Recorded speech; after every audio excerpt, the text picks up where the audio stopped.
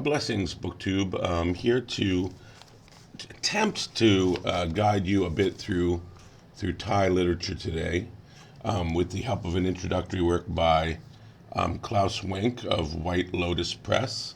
KLAUS WENK's obviously not a Thai name, but I assume he speaks Thai.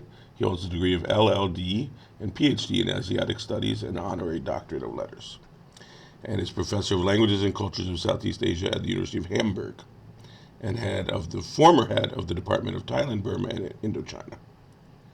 Right. So I'm offering this as for Poetry Thursday, which I think I'm going to resume doing, but maybe just once or twice a month, because most of this literature in the first half of this discussion, which I'm going to do in this video, and in a second video I'll do the later eras. It's pretty much all poetry, except for some early literature linked with, Buddhist doctrinary writings, as well as ancient Indian storytelling.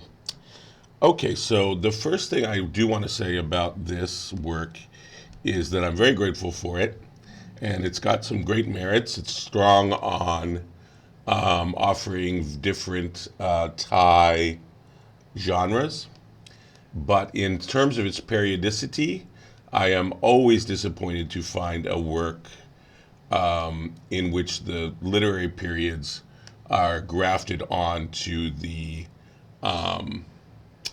sociopolitical historical periods from basically governance, which means that I don't like English literature and the way it's divided into Victorian literature, because Victoria, or Edwardian, whereas in French literature, these eras are divided into Romanticism,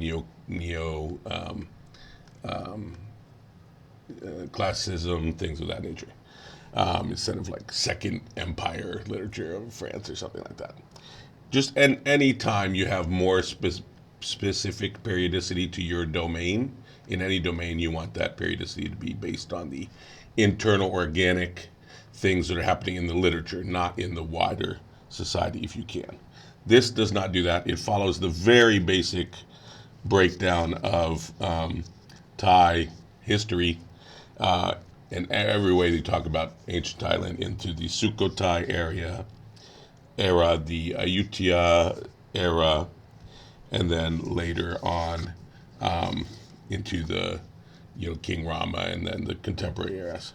So I'm going to have to stick with that periodicity, since this is not a domain that I know well at all, or that I even know a little with Thai literature. So stuck with what we were given here. So the first period we're looking at is Sukhothai period of Thai literature, which is from 1250 to 1350.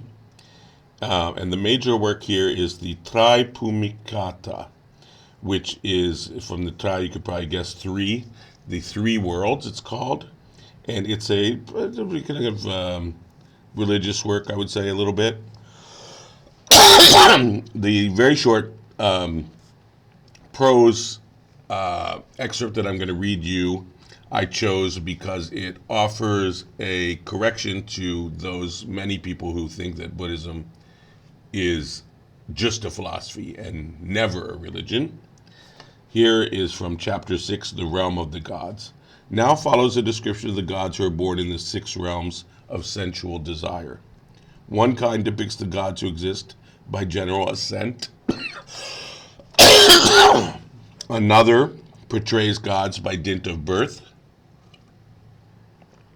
And a third by dint of purity.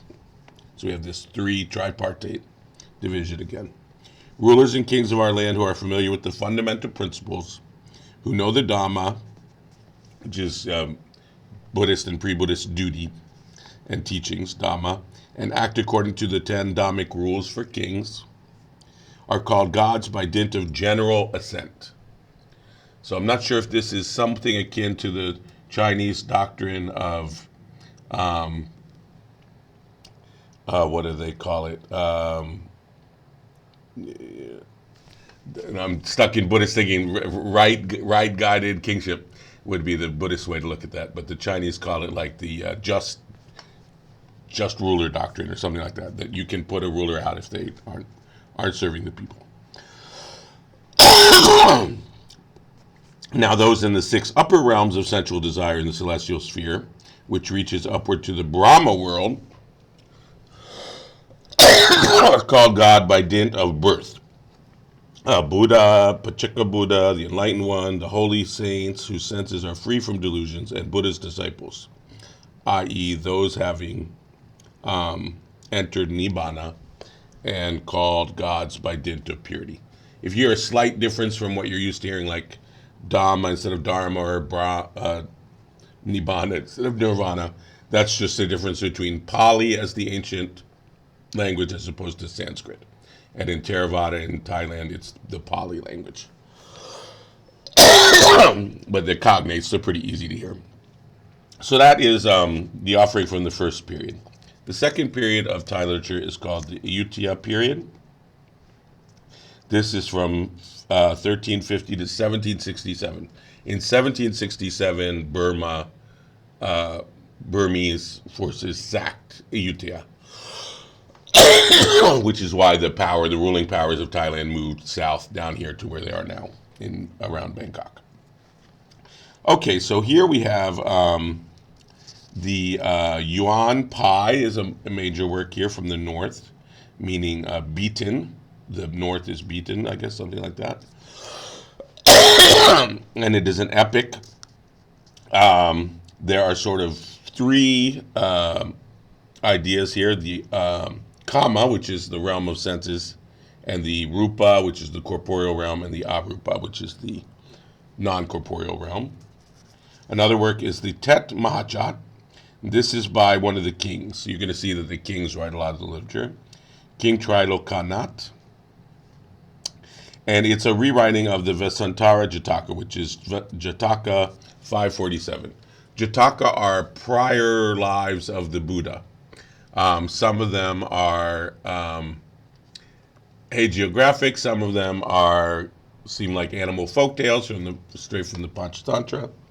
I love the Jataka. It's a great genre of literature still very popular in Thailand. And if you visit Thailand and go to Bangkok and you see all those murals in the Wats, a lot of those scenes that you're seeing are Jataka scenes. So if you've ever been here, you've probably seen Jataka scenes.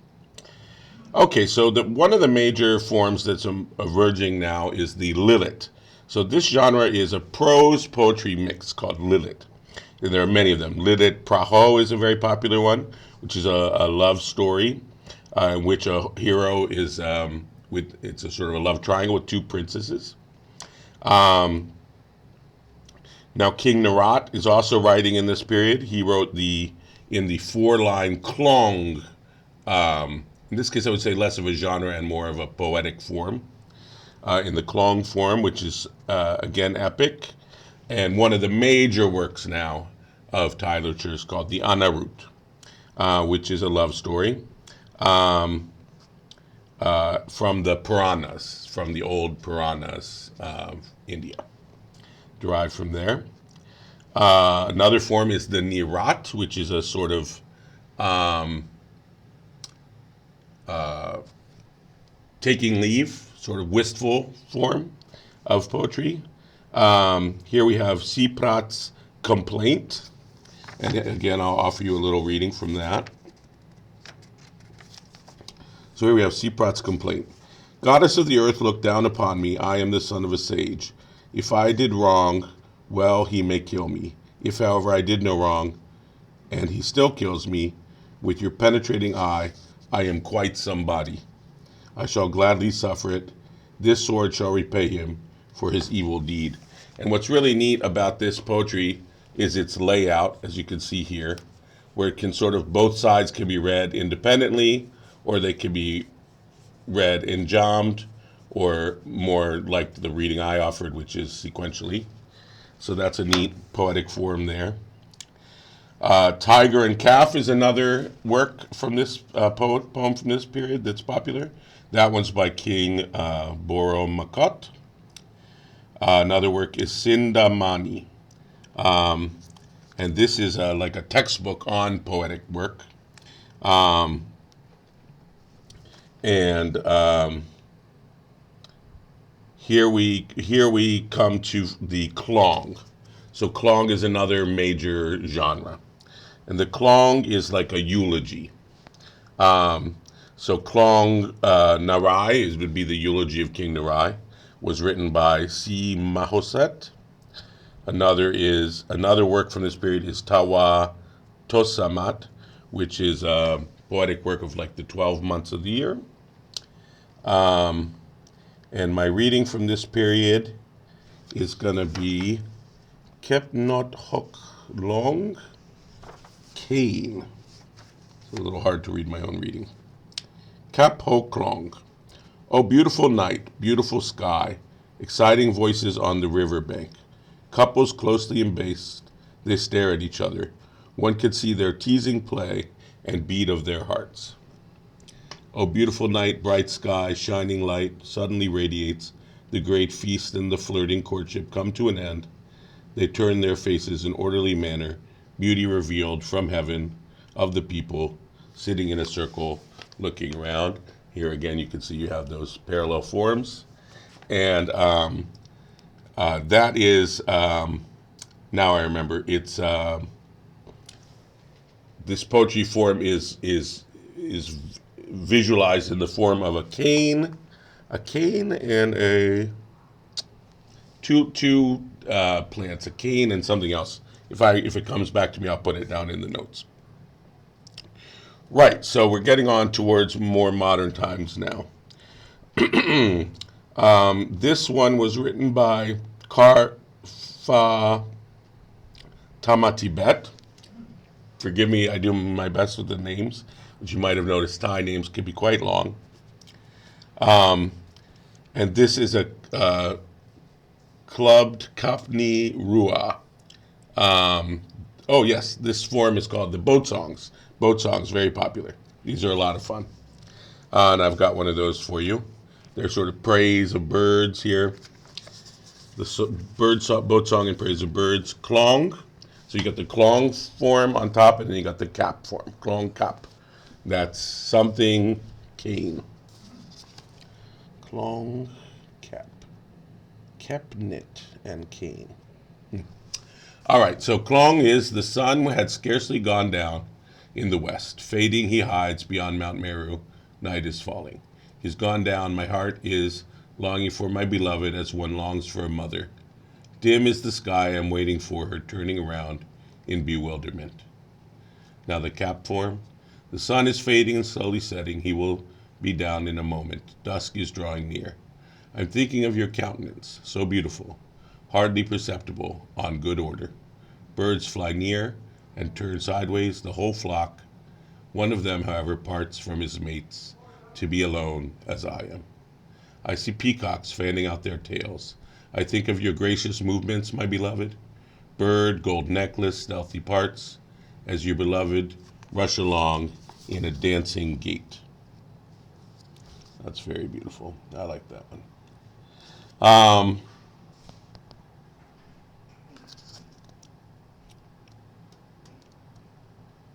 Bamboo, here we go. The parallels are drawn between the cap verse as a nut, that's what I couldn't read in my own writing, nutshell, and the klong verse as the stem of bamboo or sugar cane. All right, so you got your nutshell, klong on top, and then you got your cap, cane sort of trunk of the poem, if you will. Okay, so another work from this time is Pra Malai Kam Loang, which is about going to hell, a journey like the harrowing of hell, that kind of a seed. Now we have sort of three biggies of Thai literature on the eve of the more contemporary periods, which will be excuse me.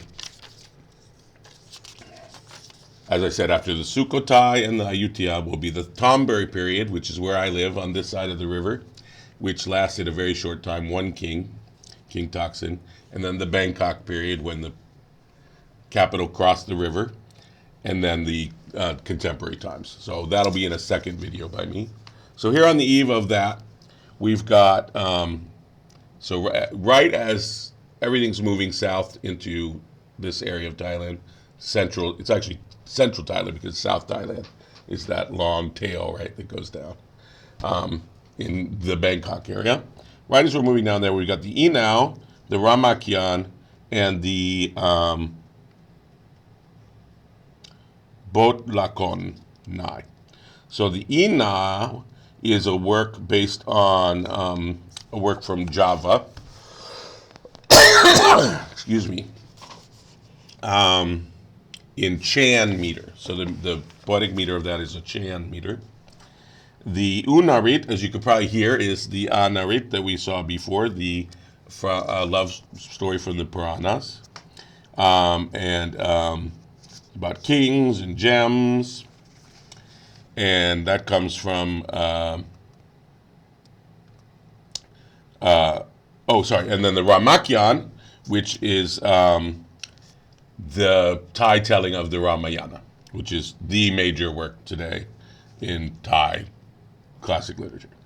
And that would be in Bot Lakon, introduction, sort of theater style, with the Nai as the interior Bot Lakon, which is only women perform, and the Nok, Bot Lakon Nok, which is the exterior theatrical forms, only performed by men. Do I have a reading for this? No.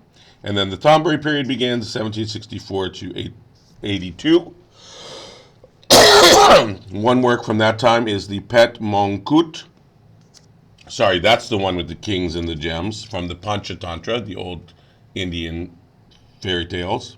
And that one is by Kau Pragatan. And that's where we're going to stop. And next time we'll pick up with the Bangkok period from 1782 to 1932.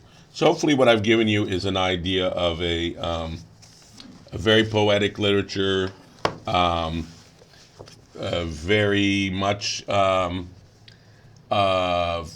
importance to the kings, right? To the highest of Thai society, but going all the way down to the boat people. And having various forms and intricacies and a lot of variety there and a lot of beauty. I hope I conveyed that. And certainly a connection to the broader Southeast Asia, South Asia context of stories and meta stories. There you go. So tune in to the second part of this video to come next week. Thank you.